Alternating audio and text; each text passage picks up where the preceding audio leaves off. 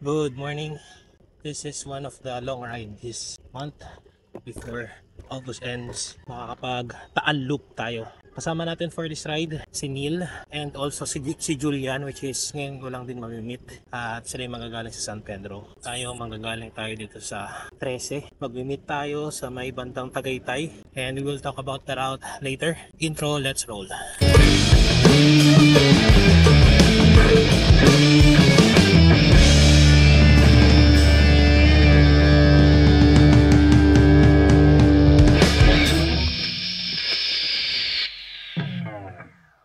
Time check. It's 4:49 AM. Nag-ride out tayo ng 4:30 and nandito na tayo sa Gentry. Dito tayo sa bypass road dumaan sa may gilid ng Walter Mart Gentry.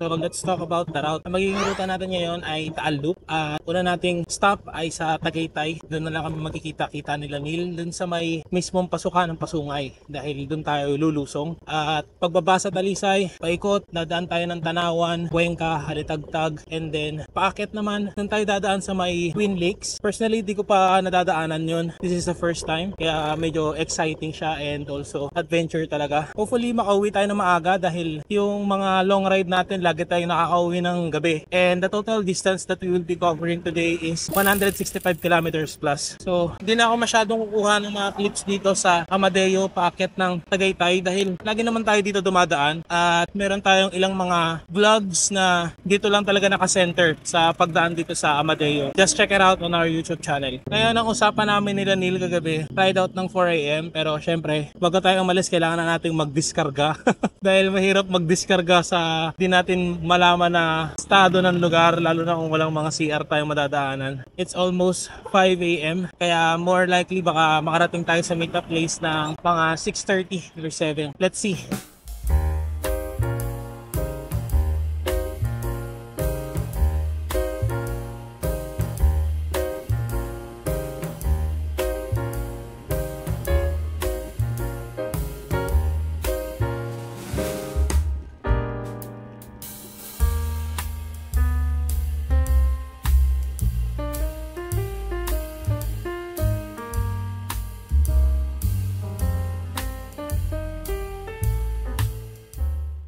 Finally, nandito na tayo sa Tagaytay. Bigyan muna natin ng reward ang ating sarili. Nakarating tayo dito ng 6:24 AM. Kaya muna tayo ng egg pie, tapos inom nito. And then, punta na tayo sa meetup place. Sila Neil kanina, nag-message siya, nasa Novale na sila. So more likely, parating na rin sila dun sa meetup place.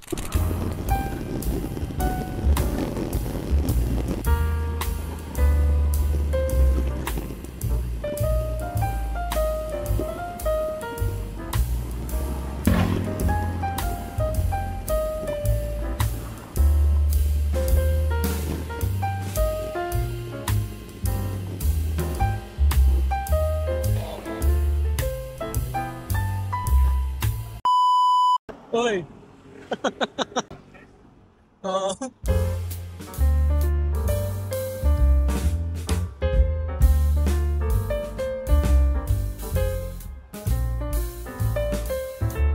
Anyos? Oo, baka magmamakinig.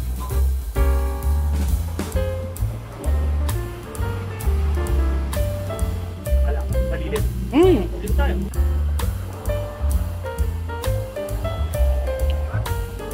Paalam ka, Ishi. And finally, kasama na kami. Ayan. So, kumain kami sa Kape at Suman. Favorite ko dyan is yung hazelnut coffee. Ice na coffee lang. Tapos order tayo ng suman nila na langka flavor. Nakakatuwa lang kasi tinatanong natin si ate ko ano yung best seller nila. Sabi niya best seller daw lahat. So yun langka na lang muna tinikman natin. Ayan na, nauuna si Neil, sunod si Julian. Next stop natin is eto, pababa tayo ng Sungay para nasulit natin yung view ng gantong oras. Time check tayo, 7:42 AM.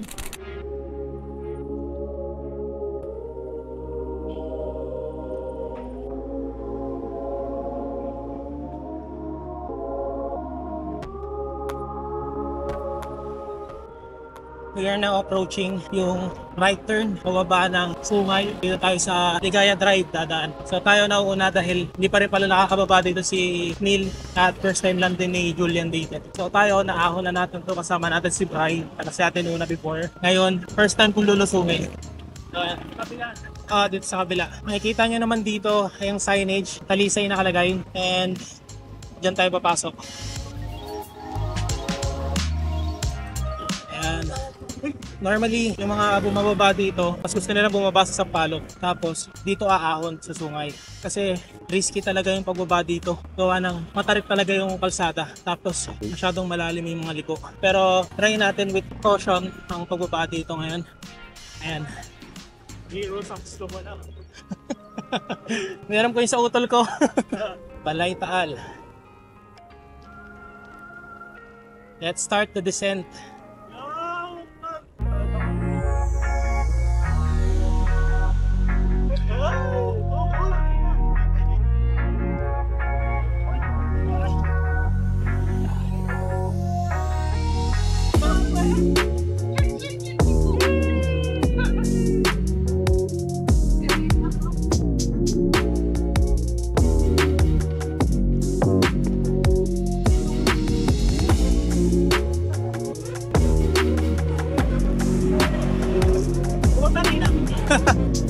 Alanganin nyo na.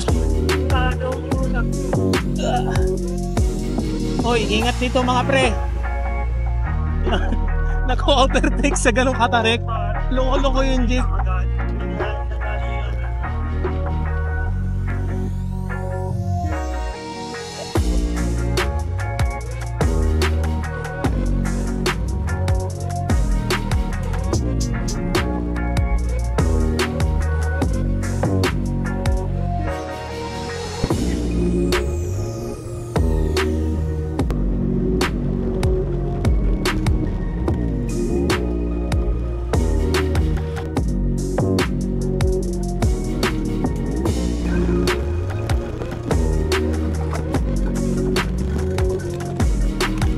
Talaga.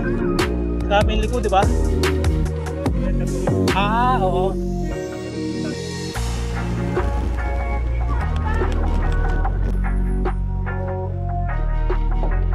Oo, man to eh. Siko na to. Shit. Umaangat yung likod ko, gago.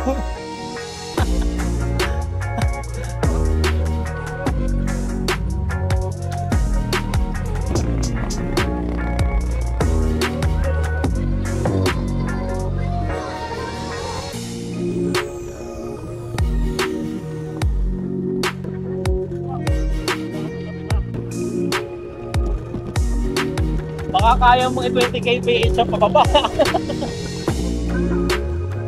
Yeah.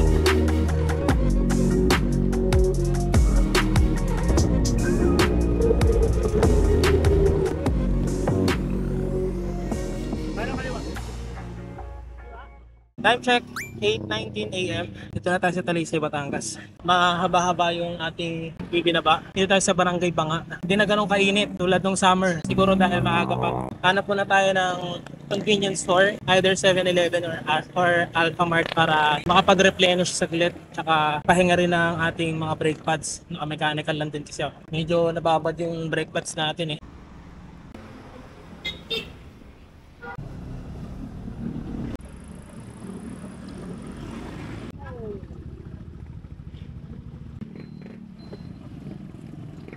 Currently, we are on our way to Tanawan. Nauna si Neil at si Julian. Dito na lang ako sa likod para ako yung sleeper. Dahil alam mo naman, mabagal talaga ako. Medyo may traffic doon sa Barangay Banga hanggang Barangay Tumaway. Currently, nandito na tayo sa Barangay Kiling. At meron din ako nakitang marker ng Sitio Latag. Hindi ko alam kung yun yung lugar na inaahon din ng ibang mga cycling content creator. Dahil hindi ko pa rin napupuntahan yun. So currently, it's 8:49 AM and from Tanawan, next stop natin ay Cuenca. So in this ride, makikita natin ulit ang Mount Bacolod na medyo matagal-tagal ko na rin hindi naaakyat.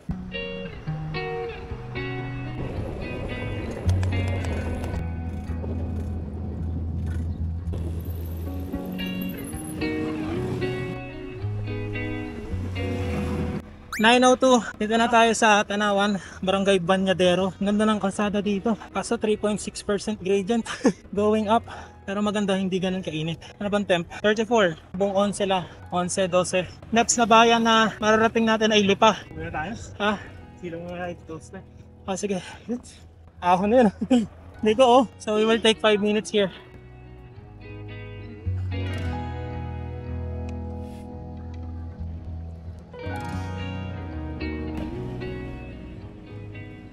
Dito pa rin sa Tanawan at 9:23 AM. After namin mag 5 minutes sa pahinga, merong mahabang ahon kami dinaanan. Nasa 4 to 5% yung gradient. Kaya dahan-dahan talaga. Tapos ngayon medyo banayad na. Gandahan lang, maganda yung kalsada. Hindi siya matagtag. Still targeting to get to Lipa.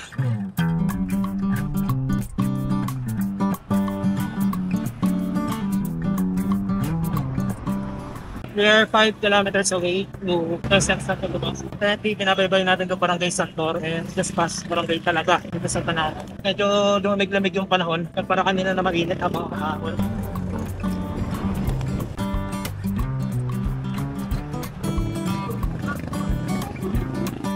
Uy, paahon! Magpas na tayo dito sa Barangay Sambat na sa may Arco. Kakaliwa ba tayo? Teka, tignan ko muna yung mapa. Dito tayo sa Barangay Poblasyon. Sa Tanawan pa rin. Kakalagpas lang natin sa Barangay Sambat dun sa may Arco. Medyo nag-detour tayo ng konti kasi dapat dun sa kaunahan tayo kakanan. Kaso meron ng intersection dun, nagpamali ako ng likod. One way. Kaya diniretso na natin dito. Eto, pabalik na tayo sa ruta in just a few moments. Dito lang tayo sa looban dumaan.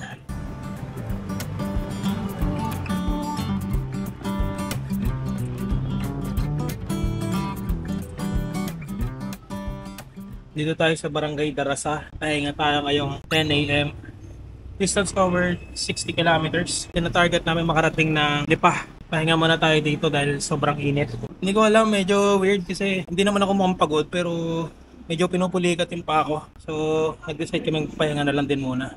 Nandito na tayo sa may Malbar. Medyo hindi na namin sinusunod yung ruta na na-plot ko sa Kumot kasi looban yung pinapasok ng ruta, hindi ko napansin. Dapat dito lang tayo sa National Highway. So kanina, dapat dadaan talaga kami sa likod ng Twin Lakes. Pero since pares lang namang ahon, pag-usapan namin na sa Calaccan na lang kami aakyat sa may Jokno Highway. Which is ang lusot din naman ay sa Fantasy World. So yun, mas kabisado ko yun kasi naakyat na namin ni David yun, yung kapatid ko. Nung one time nag-ride kami papuntang Taal Basilica. So medyo familiar ako doon. Yun nga lang, setting the expectation right kala Deal at kay Julian, ahon talaga yun. Kung makikita nyo, medyo madilim na yung langit and we are expecting na uulanan kami pagdating ng alas 12. Alas 12 hanggang alas 3. Kaya mahalaga talaga na waterproofing yung mga gamit pag ganun long ride. Barangay Fernando, Malbar.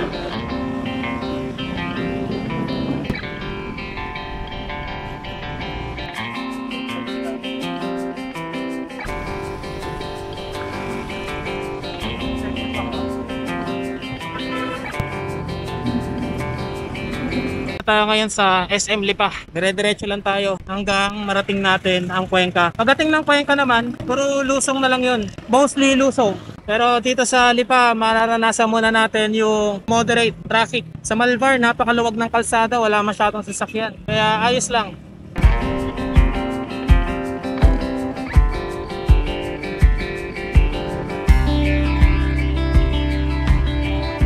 Time check, 12:30. Dito na tayo sa papasok ng Cuenca dahil tanghalian na. Kain muna tayo dito sa Lumihan. Hoy!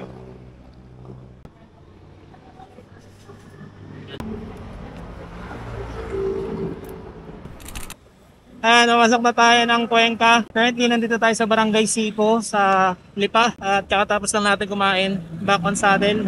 Time check, 1:26 PM. And also, distance covered natin ay 78 kilometers. Medyo maganda na tong takbo natin dahil nakapagpahinga na, nakakain na rin. Iba pa rin talaga pag kumakain ng kanin, saka maayos na meal. Kasi kung panay mga fuel food lang, kaya mga quick bite lang, tulad ng chocolate, wala. Nakakapanlambot pa rin. Ngayon, medyo energized na. Hopefully, tayo ay makauwi ng maaga-aga. Nasa 33 kilometers pa naman yung haakyatin natin from Calaca, paakyat ng Lemery. Tapos madadaanan natin ang Fantasy World. Ayan. Kaya kailangan pa ng matinding tiyaga. Nakapag-right turn na tayo. Papasok na tayo ng Cuenca. Currently, pinabaybay natin tong magandang kalsada na to. Tapos sa harapan, merong view ng Mount Bacolod. Hindi lang siya ganun ka-visible dahil merong mga ulap. Medyo mahaba-haba to and syempre nag-expect tayo ng mga ahon na darating. More likely, hindi naman siguro ganun kahahaba. Tapos panay lusong na bago makarating ng Kalaka. Dito natin ilabas ang galit natin sa ahon. Kitang-kita yung Mount Bacolod. Ganda. Nasa saradong Mount Bacolod ngayon. Ito na yung ahon. Medyo mahaba-haba to. Medyo mahaba-haba. Pero parang hindi ganun kahirap tulad kanina. Nakakain na kasi tayo eh. Pahinga tayo. Pahinga na lang tayo. Oo. 14 kilometers from here. Halitagtag. Ito na lang dito. Pababa. Pero parang false flat. Ay hindi, pababa na nga. Ayan, may ahon. Hinto muna tayo. Merong ahon sa unahan. Pahinga muna tayo. Take 5 minutes.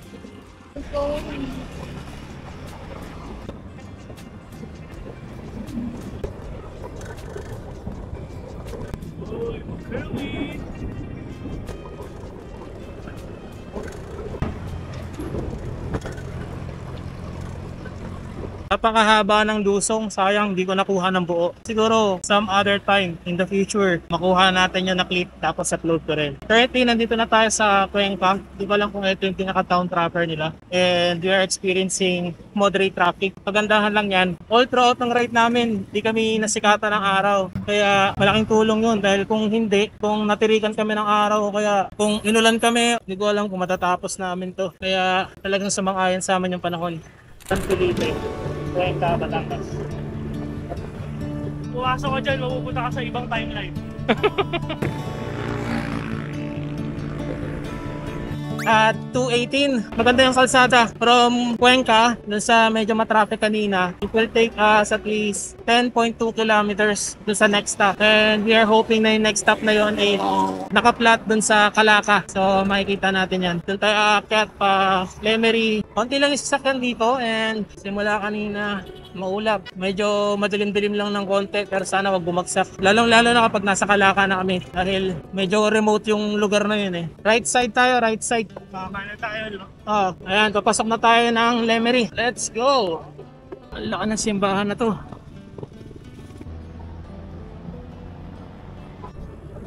Tagtag pa rin. Dito tayo sa bypass road dadaan para hindi na tayo iikot. Isang diretso lang to. Tapos kakaliwa tayo sa dulo. Ay, kakanan. Tapos kakanan tayo sa dulo. Ayan. Puro lusong lang. Kahit medyo may headwind. Okay lang dahil palusong naman kami. Nauuna si Neil.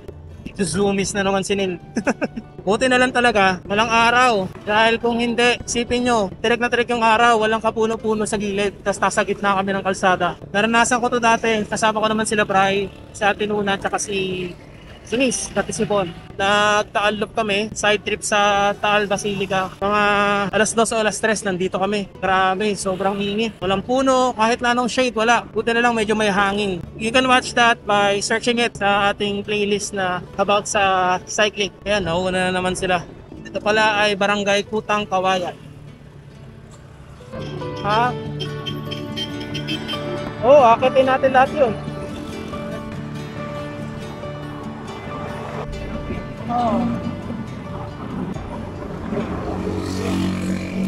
Dito pala tayo sa Barangay Bihis, Santa Teresita, Batangas. Yung bypass na dinaanan natin, Santa Teresita din yan. Nakakaranas tayo ng bahagyang traffic.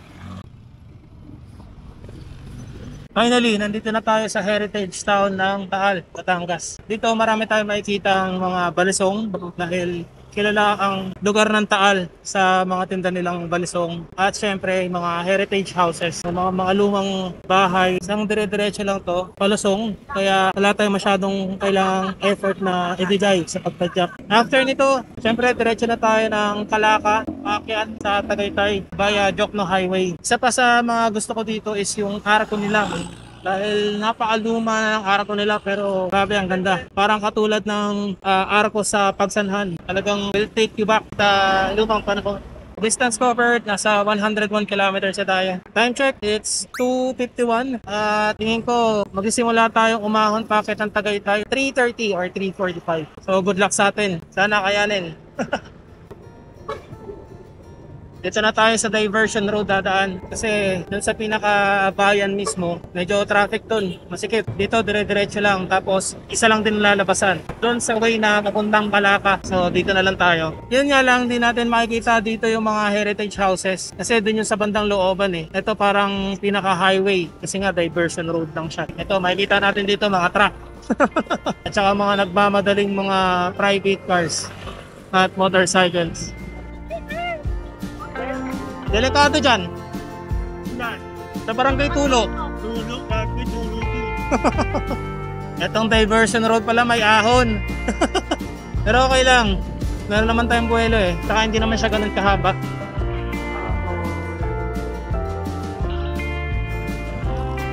We just entered Lemery, Barangay Lagile. Merong moderate traffic ahead sa atin. Parang normal naman na yung ganyan dito dahil every time na napapadaan ako dito or nagra-ride na dito ang ruta, laging meron traffic sa parting to hanggang sa paglabas ng intersection. Tapos tsaka luluwag yung traffic. Kaya tagain lang natin. Doon yung Lemery. Oh, yeah.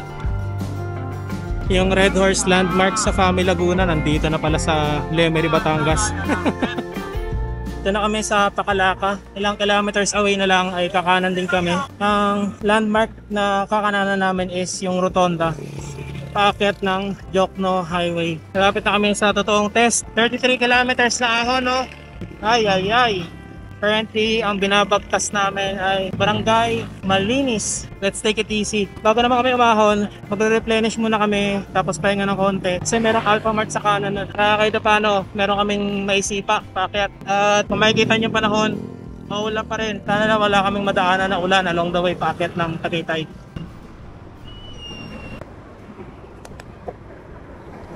Finally, dito na tayo sa ilikuan natin sa kanan. And pwede tayo magpahinga sa Alphamart bago tayo dumire-diretso paakyat. Alphamart! Yeah. Yun, may upuan, no?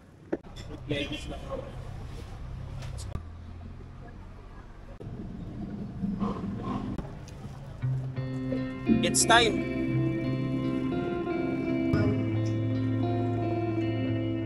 Mahaba-haba to, and pagdating ng Fantasy World, ahon pa rin, paakyat Tagaytay Road.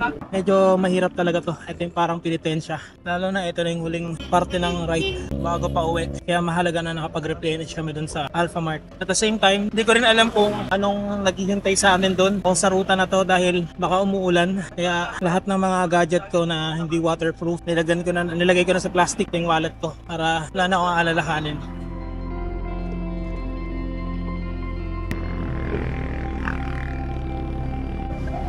Unang recovery.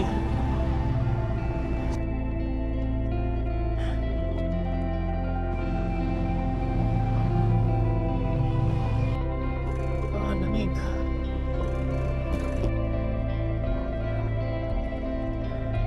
Time check 4:30 at naka 1/4 na tayo sa akyatin na to.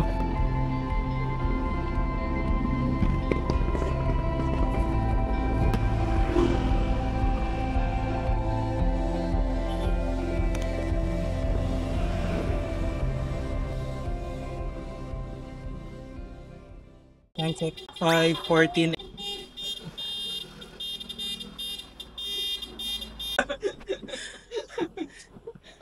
Pahinga muna tayo dito. We're 1.4 kilometers away sa Fantasy World.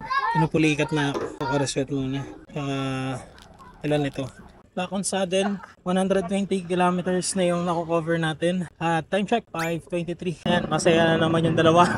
Medyo kinukulang na ako sa electrolyte siguro. Yung taas ng tuhod ko, yung muscle doon, pumipintik na eh. Kaya pinahinga ko muna tapos inom ng Pocareswet. Buti meron tindahan na malapit. Kung hindi ko kasi papahinga yon, tuloy-tuloy. The moment na magpahinga ako, sobrang mas masakit yun. Kaya habang nararamdaman ko siya na tolerable pa, pinahinga ko na. Kaya ngayon, larga ulit. Mas malamig na yung hangin ngayon. Takpong 9 lang tayo. Inuuna na naman yung dalawa. Pasok na tayo dito sa community. Konti na lang to.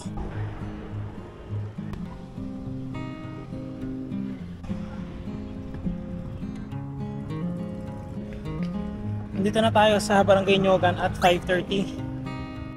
Finally, we're here. Daming mga nakamotor at nakabike. Grabe.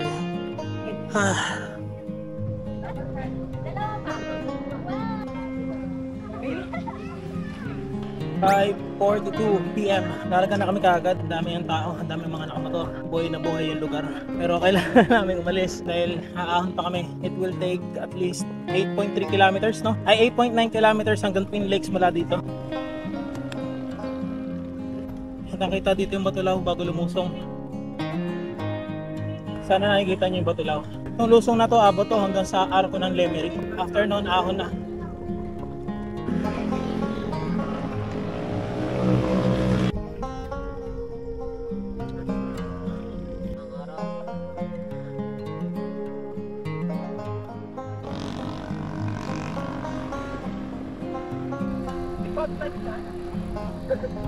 Grabe, fog. 6:30 PM. Dito na tayo sa second to the last na ahon. Mas matarik yun sa hulihan. Kaya kailangan mas mag-ingat lalo. Pwedeng mag-zero visibility. Ito na lang, kompleto kami sa ilaw. Although malamig, masarap sa paramdam, pero medyo mas mahirap din dahil pawis na pawis kami. Kasi maahon pa, masikip yung kalsada. Kaya kailangan lang ng konting tiyaga. And finally, dito na tayo sa huling ahon sa section na to. Plus lusong na tayo pababa ng Nasugbu Tagaytay Highway. Pero syempre, dun ulit magsisimula yung paahon natin going to Alfonso hanggang Tagaytay bago tayo makarating sa Amadeo kung saan ako lulusot. Pauwi. Konting-konti na lang to.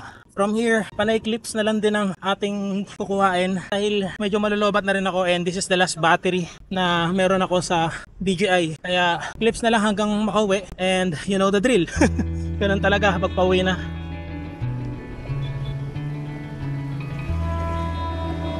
And finally, tapos na natin yung stretch na yon. Dito na tayo sa stretch ng Alfonso hanggang Tagaytay. Papares, gilid-gilid. O kaya Lomi.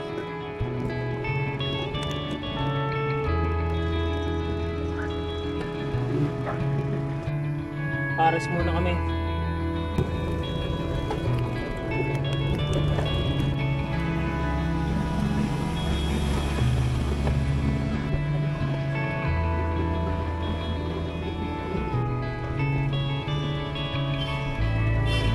Ingat kayo ah.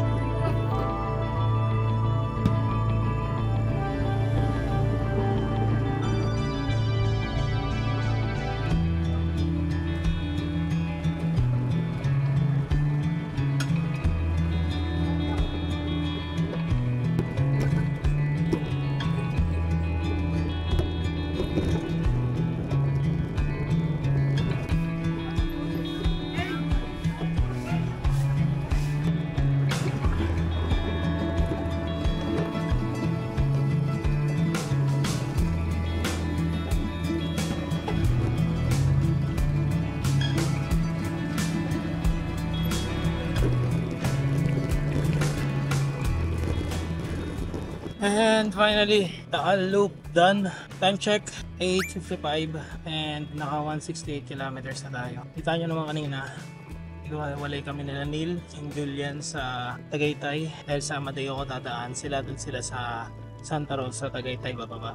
At yun, masaya yung naging ride kahit talagang nakakapagod. Ang hirap ng ride na walang kondisyon pero diba, nakakatuwa na natapos namin kahit na ganun pa man. Salamat din at magandang panahon, hindi ganun kainit.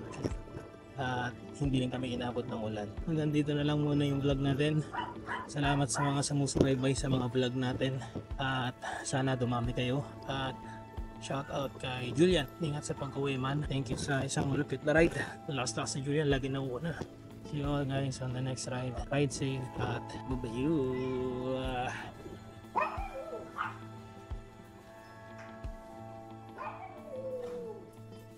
Pangit. Oy, pangit.